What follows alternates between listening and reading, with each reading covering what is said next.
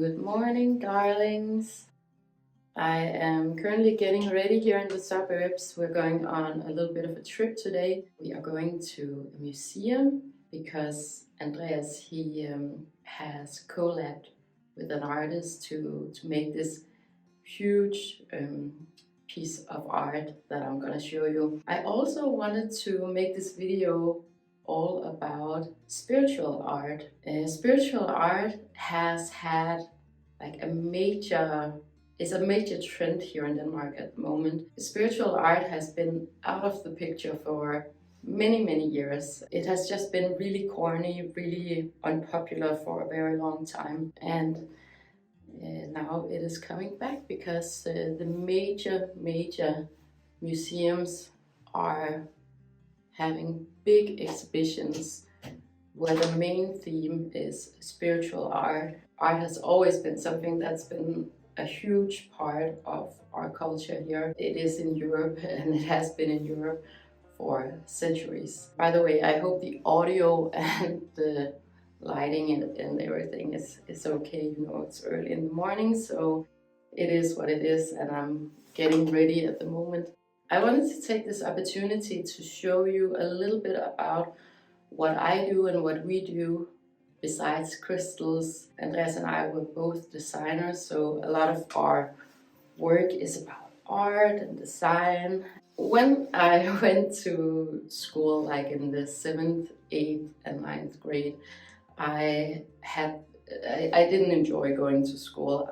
The first time that I enjoyed school was actually when I went to university to study design, and I was really surprised that school could actually be this much fun and so interesting and inspiring. But I did have one really good teacher in 7th, 8th and 9th grade, and he was an art enthusiast too. Something that he told me was that there's kind of a rule of thumb when it comes to art and trends and art periods, especially here in Europe. And it is that you can divide it into 3 parts. So looking inwards, looking outwards, and looking upwards. And that always stuck with me. Obviously, there's a lot of other like mixtures of those 3, but you can always see like time periods where you see a really big focus on what could it be.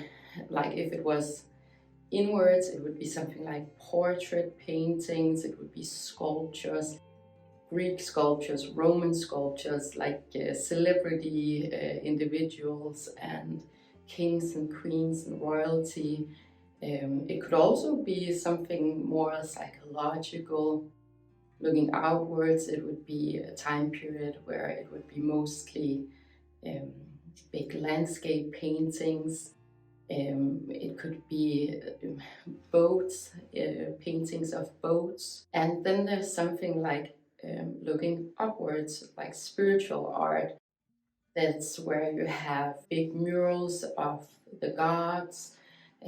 I'm also thinking about a lot of the Arabic art is in some way connected to spirituality, religion. So it's just a really interesting topic because it's been out for so long, and it is whatever we do in society is what we build, what we appreciate, what we put into our museums, and what we amplify and emphasize is always a mirror of what's really important to us in society. So when we have a lot of images of celebrities and royalty, that's because we as a society feel like that is a really important thing. When we have a lot of big landscape paintings, and there's a big trend in that, and I'm talking about like hundreds of years of trends, then that is what is important to us in general in society.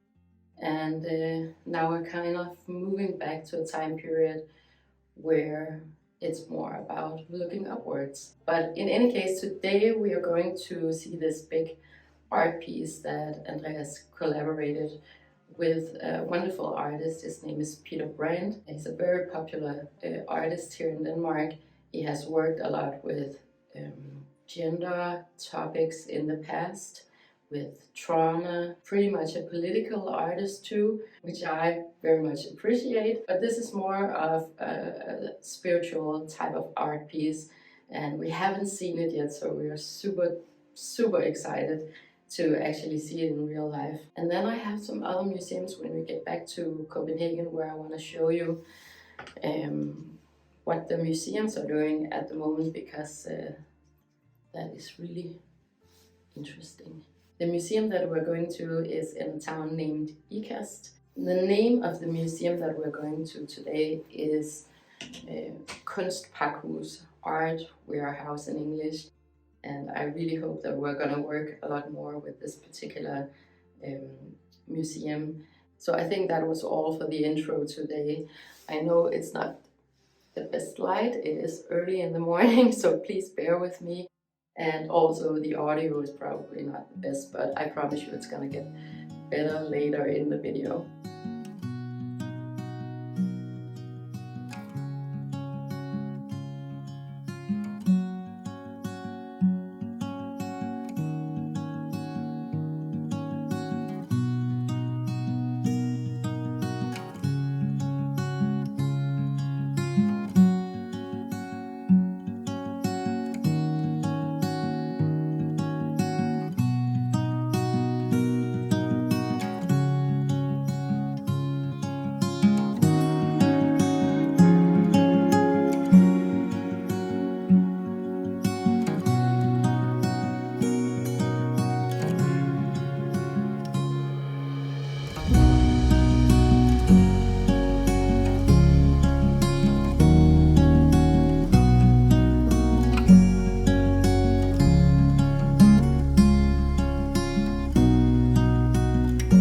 Good morning, darlings.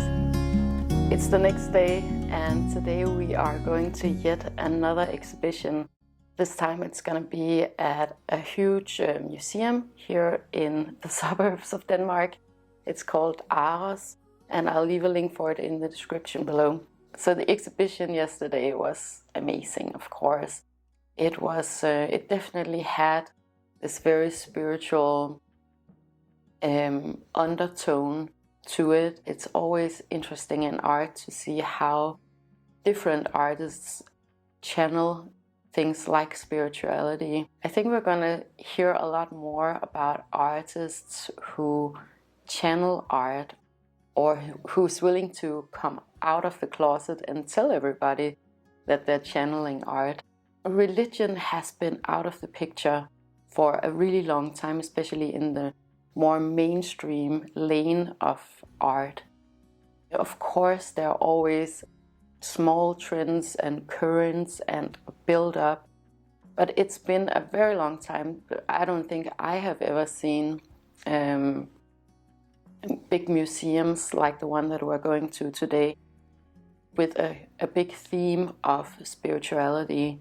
So what that tells me is that this is a very big trend, and it's widely recognized culturally. So it's something that we want to emphasize in our society. It's something that we appreciate now. So I'm curious if this is going to be an ongoing trend, or if this is just going to be like a small trend for a few years. I think we're going to hit the road. One last thing that I want to talk to you guys about is about AI, because AI is one of these tools that we use consistently with graphic design, but I've also seen a whole lot of more spiritual inspired AI.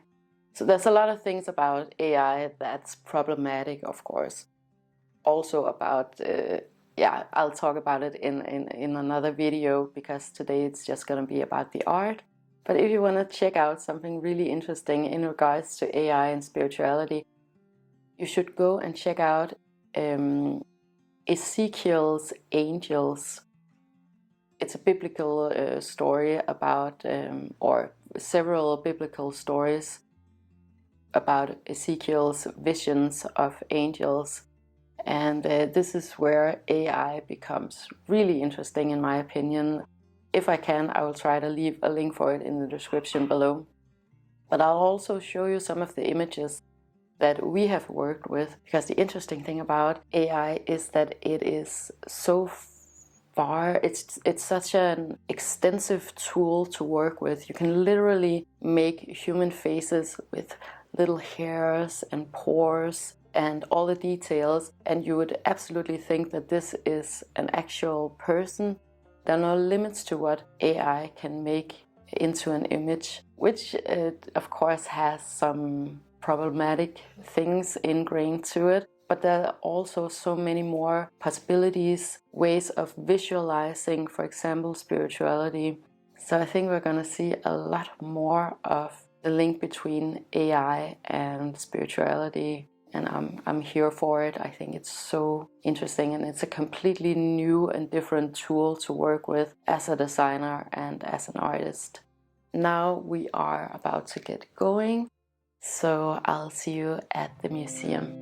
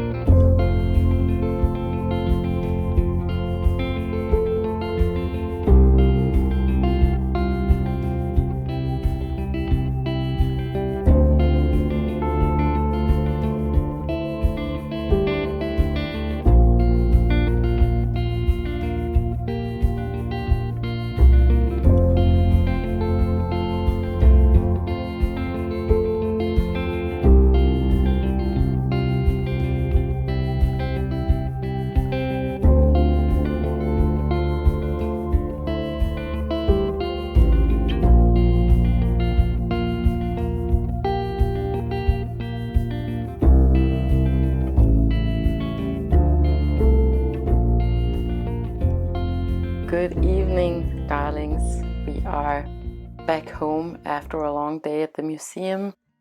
Wonderful museum, great museum. I definitely recommend that you go there if you are ever in Denmark. They have a huge collection of everything. Like, it's one of the best museums in all of Denmark. So yeah, a great place to go. But I specifically wanted to talk to you guys about and just recap you on the exhibition about spirituality, the cosmos within. I wanted to share my thoughts on this exhibition, the cosmos within, mostly in the context of this channel of AVIUVI, crystals, spirituality, all of those things that I love to talk about here on the channel.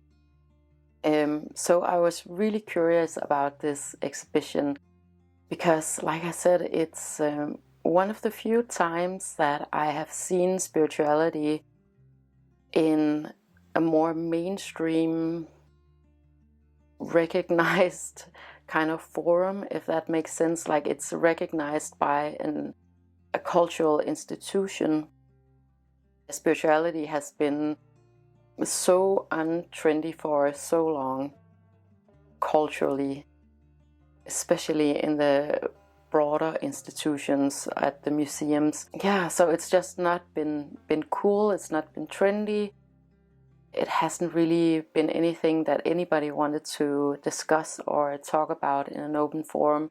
So I was really curious about this exhibition, and also the other ones that are, there's another one in Copenhagen. Yeah, let me just share my thoughts about this one. So it was, of course, a very beautifully curated exhibition if you look only with your art hat on, right? So beautiful artwork. What was so interesting for me as, let me just put this down.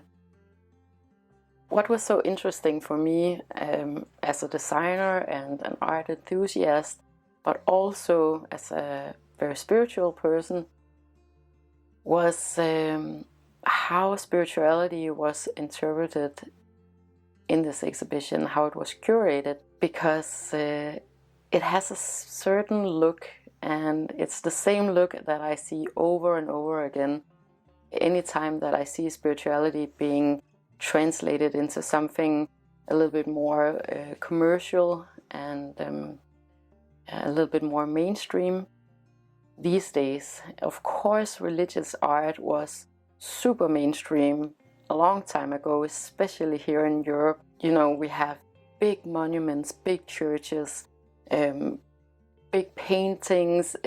So religion, especially institutionalized spirituality and religion, in this case Christianity, has been huge in all of Europe, but it has been out of trend for many hundreds of years now. And of course, before Christianity came to Denmark, spirituality was expressed in a variety of different ways here in Denmark. In the north, we had various gods that were depicted in different ways. Also, before Andreas and we became parents, we traveled a lot, especially in Asia. So we've seen all of these amazing monuments and places for worship and places for healing, old buildings, new buildings, huge sculptures. But here in Europe, it has been so untrendy making anything relating to religion or spirituality for a very long time. We don't have the best track record here in Europe, though, when it comes to religion and institutionalized spirituality. So I think that's part of why nobody wants to really touch on the subject. But that also meant that spirituality went out the window with religion. Yeah, so it's complicated, right? So I'm curious to see this return of spirituality and the way that it has taken shape. What was interesting for me was actually a lot about the materials and the colors. So this is probably going to be one of the most colorful videos that I've ever made on this channel, because it was very colorful, this exhibition, which is interesting because I've seen that a lot. It had a lot of this pseudoscience vibe about it, some geometric artworks, also some artworks pointing back to a little bit of, yeah, I guess ancient Nordic spirituality, but not quite. It was all kind of distorted, but maybe also a little bit perverted in the way that it was quite plasticky, and neon lights, screens. So if you look at how religious art is traditionally made and has been traditionally made all over the world, you use the best materials, the best craftsmanship, the best artisans, the best painters around, and you use it as a way of culturally worshipping a certain religion, gods, a certain set of spiritual values. So it kind of falls flat when you see an exhibition like this, a spiritual exhibition in this setting. Yeah, I don't want to criticize the exhibition because it was an art exhibition and not a spiritual exhibition.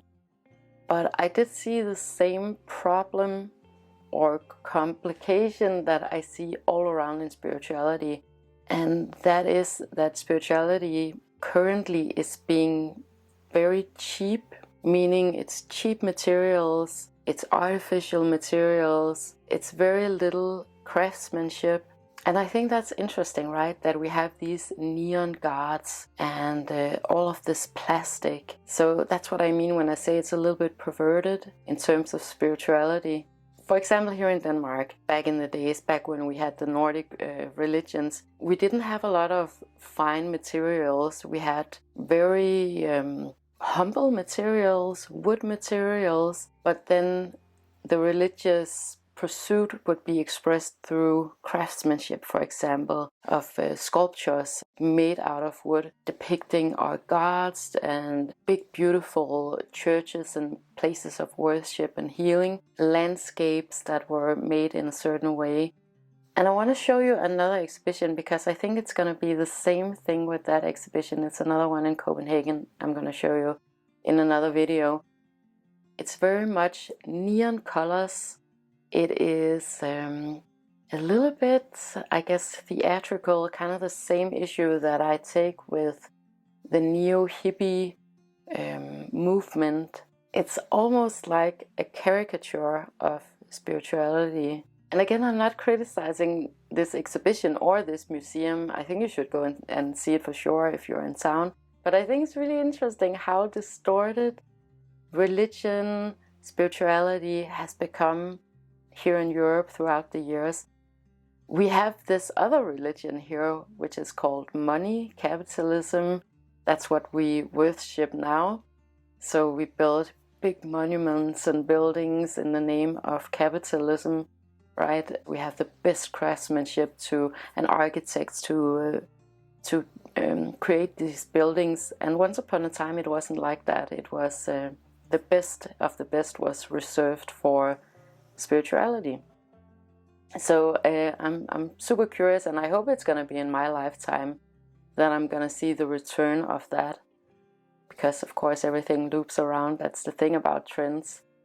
But if this is going to be like maybe a 1-year trend, a 10-year trend, or a 200-year trend, nobody knows. I just thought that this could be a topic for you guys who are into spirituality, and you are if you're watching this video, then maybe we could have a discussion about, because I want to hear some of your thoughts about it. What do you think about how spirituality is visually described and depicted nowadays? I want to say thank you, of course, for watching this video. If you enjoyed it and if you would like more of this type of content, make sure to like, share, and subscribe. It helps me to know what you guys want me to talk about, and it also helps others to find this content if that is what they're looking for. And I want to wish you the most amazing day with so much love to you and to yours.